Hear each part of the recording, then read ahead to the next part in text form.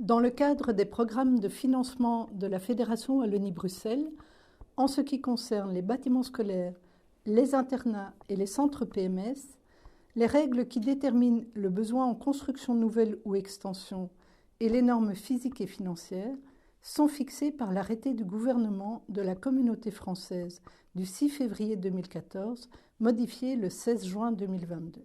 L'arrêté du gouvernement est divisé en deux grandes parties. Les normes physiques, qui établissent les surfaces maximales brutes subventionnables pour un établissement, et les normes financières, qui établissent le coût au mètre carré autorisé pour les travaux. Cet exposé vous donne un aperçu des règles qui concernent les normes financières. Le contrôle des normes financières se fait sur base du coût au mètre carré des travaux.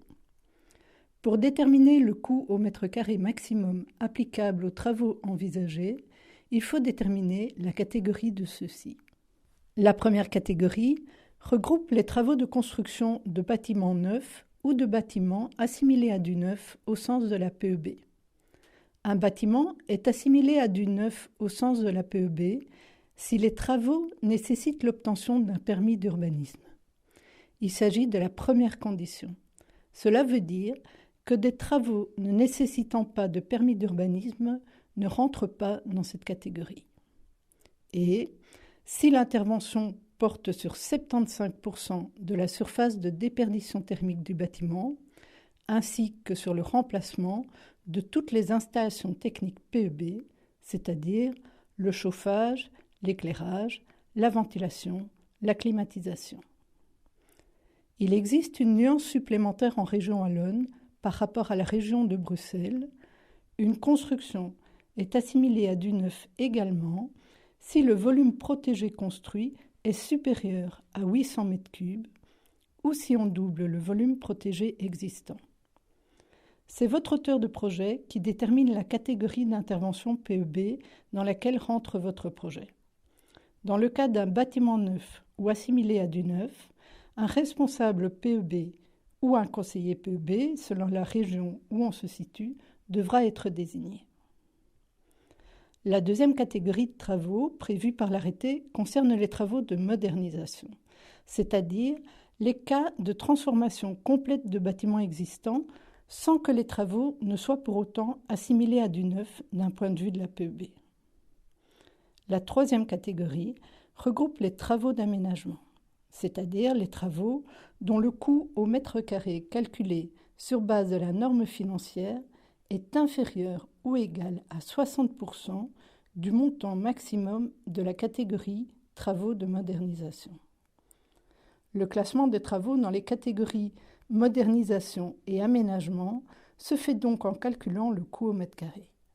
Si ce coût est supérieur à 60% du montant maximum de la norme financière correspondant à la catégorie modernisation, ceux-ci seront classés dans la catégorie modernisation et si le coût au mètre carré est inférieur, ils seront classés dans la catégorie aménagement.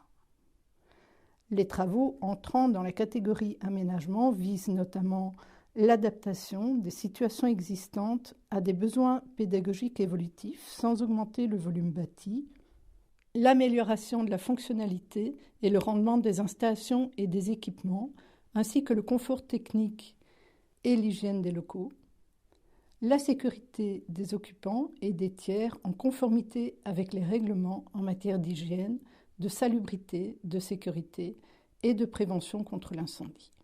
La distinction entre les catégories modernisation et aménagement est prévue car les travaux d'aménagement ne sont pas soumis au contrôle de la norme physique reprenant le calcul des surfaces autorisées. Il n'y a donc pas de contrôle des normes physiques à faire dans le cadre des travaux d'aménagement. Les trois catégories suivantes reprennent les montants maximums pour des travaux plus spécifiques.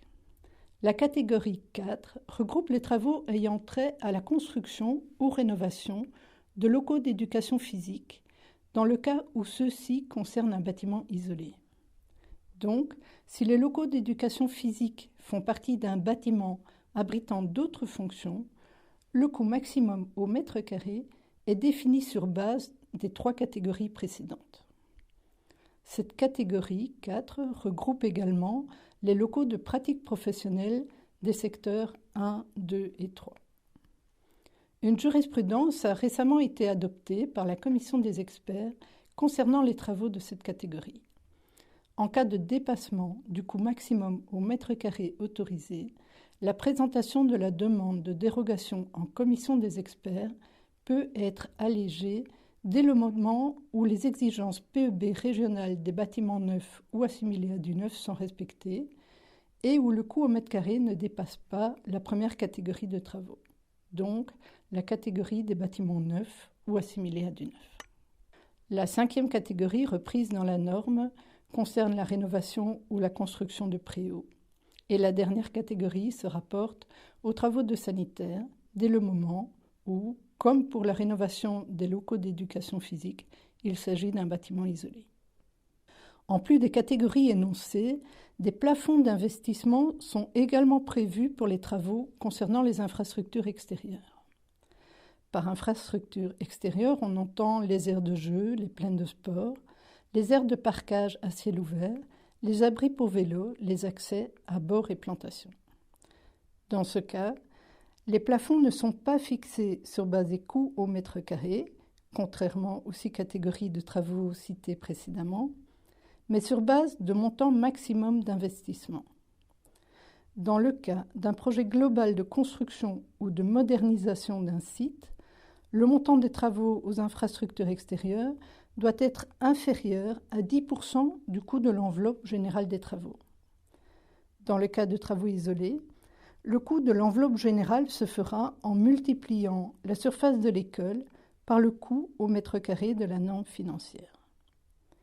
On parle d'aménagement d'infrastructures extérieures si on ne dépasse pas 60% des 10% repris ci-dessus sur une période de 5 ans. Une commission des experts a été mise en place en vue d'analyser les demandes de dérogation dans le cas de dépassement de la norme financière. Elle est constituée de représentants des différents réseaux d'enseignement et de l'administration. Comme nous l'avons vu dans le cas des locaux d'éducation physique, des décisions de jurisprudence sont parfois prises afin de clarifier certains points de l'arrêté. Les tableaux mensuels reprenant les montants sont téléchargeables sur le site de la Fédération Wallonie-Bruxelles. Ces tableaux reprennent les 6 catégories de travaux et donc les 6 montants maximum au mètre carré autorisé. Le chiffre repris en deuxième colonne correspond au facteur d'indexation des montants. Il est donc modifié mensuellement. La méthode de calcul du coût au mètre carré est définie par l'arrêté du gouvernement. Pour le contrôle des normes financières, nous vous conseillons d'utiliser le tableau Excel mis à votre disposition sur l'extranet du CEGEC. Ce tableau permet l'encodage des montants et des surfaces et automatise les calculs de coût au mètre carré sur base des catégories définies par l'arrêté. Pour effectuer le calcul du coût au mètre carré, la surface à prendre en compte est la surface de plancher brute du bâtiment concerné par les travaux. La surface brute est la somme des surfaces de plancher de chaque niveau, mur extérieur compris. Pour établir le coût au mètre carré, il est nécessaire de se baser sur les prix hors TVA, hors frais généraux.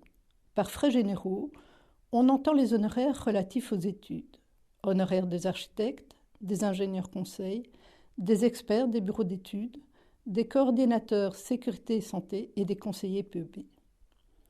Le coût au mètre carré est calculé en tenant compte de l'ensemble des lots. Certains postes du métier ne doivent pas être inclus dans le calcul dès le moment où ils ne figurent pas dans la colonne des travaux subsidiables compris dans l'enveloppe financière de l'annexe de l'arrêté. Cette annexe reprend la nomenclature des travaux subventionnables et indique quels travaux n'entrent pas dans le calcul à faire. Il existe 3 catégories de travaux au sens de cette annexe. Les travaux subsidiables à prendre en compte dans le calcul du coût au mètre carré, compris dans l'enveloppe financière. Les travaux subsidiables, mais qui n'entrent pas dans le coût du coût au mètre carré, par exemple les travaux de démolition ou les travaux d'abord, qui sont repris dans un calcul à part relatif aux infrastructures extérieures, et les travaux non subsidiables. Il existe certains cas particuliers. notamment pour les travaux après achat d'un bâtiment. Le contrôle du coût au mètre carré se fera alors sur base de la somme du coût au mètre carré des travaux et du coût au mètre carré de l'achat du bâtiment en soustrayant le coût du terrain. Il est donc important, lors de l'achat d'un bâtiment, si le bien est situé en zone urbaine, là où les coûts d'acquisition sont élevés, de demander à l'expert chargé de l'estimation de scinder l'évaluation du terrain de celle du bâtiment. Autre cas particulier, les travaux de rénovation ponctuels. Par exemple, la rénovation d'un bloc sanitaire intégré à un bâtiment. Dans ce cas, le contrôle du coût au mètre carré sera réalisé sur base de l'ensemble des mètres carrés du bâtiment concerné par les travaux. Nous vous remercions pour votre écoute. Si nécessaire, n'hésitez pas à revenir vers nous pour plus de précisions.